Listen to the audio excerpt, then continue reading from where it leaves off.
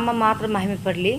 ಮೊದಲಾಗಿ ನಾನು ಹೇಳ್ತೀನಿ ಅಂದರೆ, ಪ್ರತಿದಿನವೂ ದೇವ್ರಿಗೆ ಮುಂಜಾನೆ ಎದ್ದ ತಕ್ಷಣ ಈ ದಿನ ನಮ್ಮ ಜೀವನ ಹೇಗಿದೆಪ್ಪ ಏನು ಅಂತ ನಾವು ಗೊಂದಲದಿಂದನೇ ವೇದನೆಯಿಂದನೇ ನಾವು ಎದೊಳ್ತೀವಿ ಅಲ್ವಾ.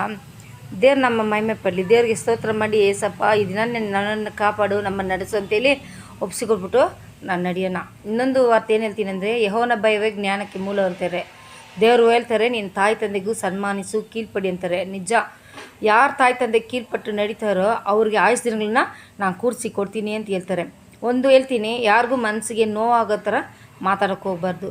ನೋವಾದಾಗ ಒಂದು ತಾಯಿ ಮಗುನ ಬೈತಾಳಂದರೆ ಅವಳಿಗೇನೋ ಒಂದು ವೇದನೆ, ತನ್ನ ಮಗು ಬಗ್ಗೆ ಯೋಚನೆ ಇರ್ತದೆ. ಹಿತಚಿಂತಕಳಾಗಿರ್ತಾಳೆ ತಾಯಿ. ದೇವ್ರು ಯಾವ ರೀತಿ ನಮಗೆ ಹಿತಚಿಂಕ ಬಯಸ್ತಾರೋ ಅದೇ ರೀತಿ ಒಂದು ತಾಯಿ ಒಳ್ಳೆಯದೇ ಬಯಸ್ತಾಳೆ. ಆ ಮಕ್ಳಿಗೂ ಕೆಟ್ಟದಾಗಿ ಅಂತ ಬಯಸೋದಿಲ್ಲ.